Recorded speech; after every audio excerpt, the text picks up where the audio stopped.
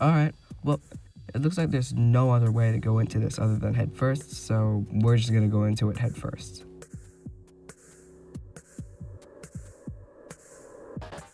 You know, when I first started investigating this myth, I didn't think much of it, honestly.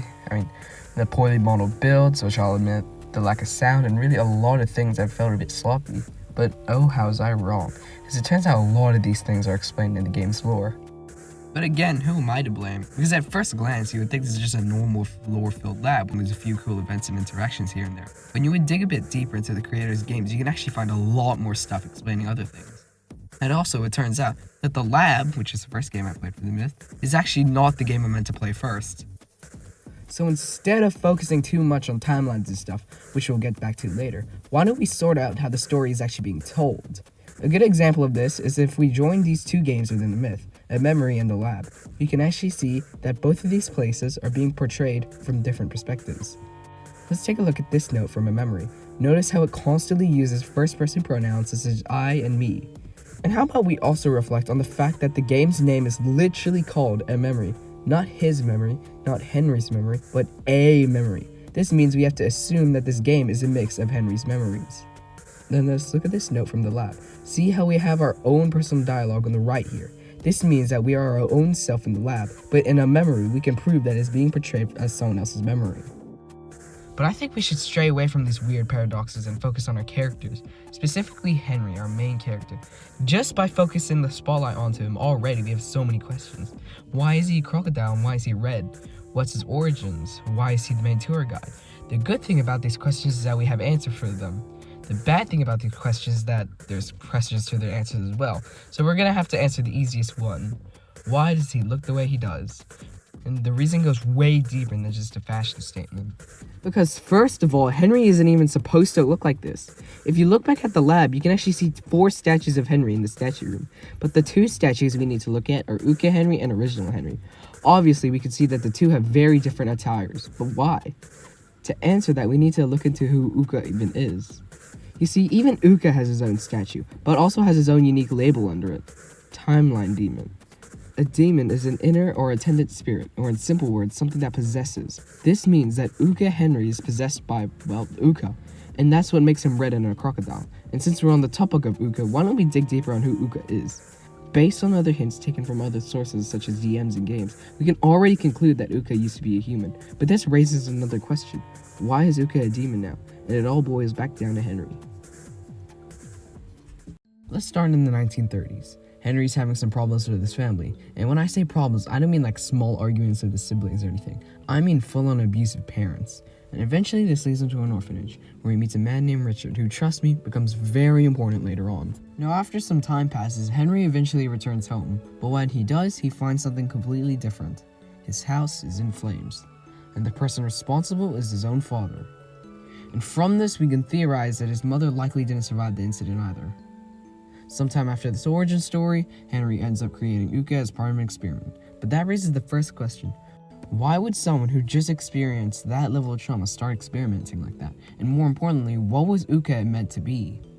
Now, from what we can piece together, Uka wasn't originally part of an experiment. He was strapped directly to the core of one of Henry's earliest labs, 001, and tortured over and over again. And over time, he finally becomes one of Henry's 11 known experiments. But what makes Uka different is what happens after, because at this point, he's been turned into the good old demon we all know and not love. And that leads to Uka possessing Henry. And after this, things start to get really weird, because from here, the lore doesn't follow a clean linear line anymore. And the reason? Something called an Argus. Now the Argus is complicated. Even from other characters, they don't even know who he really is, but what we can piece together is this. It appears to originate from a core explosion, possibly from 004, and after that event, reality itself seems to split into multiple structured timelines, specifically the original timeline, the post-reactor timeline, and the reactor timeline. Now that alone already makes things messy. For example, if we look back in a memory, we can actually see the timelines being differentiated. There's a door that leads directly to 001, the original lab. Now at first, that might not seem too strange, but remember what timeline we're supposedly in. We're in the post-reactor timeline, and the memory itself is meant to be, well, a memory. What that means is we are seeing and experiencing a memory currently in the post-reactive timeline. But since the origins of the memory can be sourced back to 001, which is in the original timeline, that means we are remembering the timeline. Basically a metaphysical bridge between the two timelines. Instead, let's focus on something a bit more real. Let's focus on logs and notes, actual written records from within the myth. Because unlike timelines, notes don't try to explain everything at once.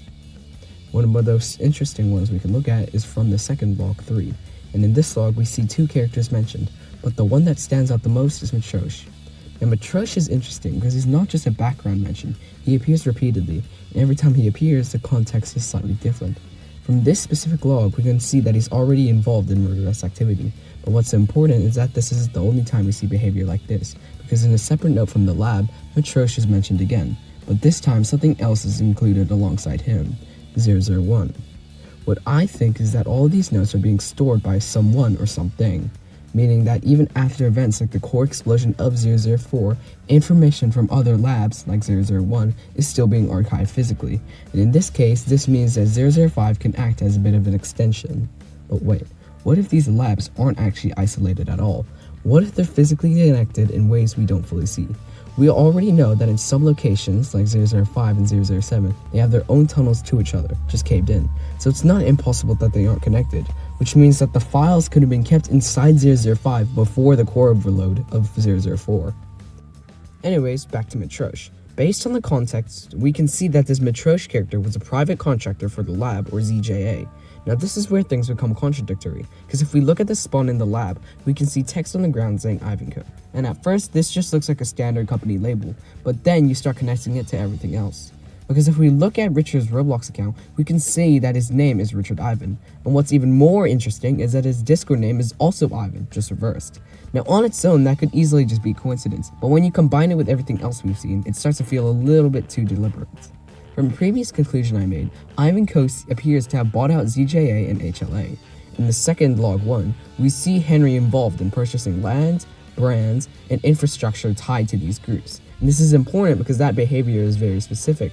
This is a common move when companies attempt to buy out other companies. And this brings up a connection we can't ignore, because earlier we established that Henry and Richard have a shared history, which now raises a very uncomfortable possibility. What if Ivanco isn't just a company Henry interacts with, but something he and Richard were both involved in building? And even that's true, we're still left with a bigger problem, because we still don't actually know what ZJA and HLA fully are. We only have partial interpretations. From DMs sent by Henry, we are told that HLA stands for Henry's Lab Association, which in a way already tells us what it likely represents, a structured extension of Henry's experimental work. But ZJA is much less clear. We don't get a direct explanation. And because when we look at references involving ZJA, we find recurring names, one of them being Martin Veltz and another being Kobe Veltz.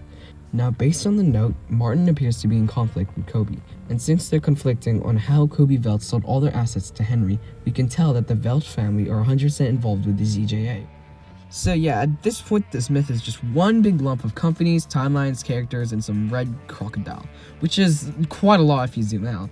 But even when we're trying to connect all these moving pieces together, it just seems like they don't fit. So yeah, there's definitely a lot more going on than I think. But no, I'm joking. Thanks for watching this theory, and I'll see you guys in the next life.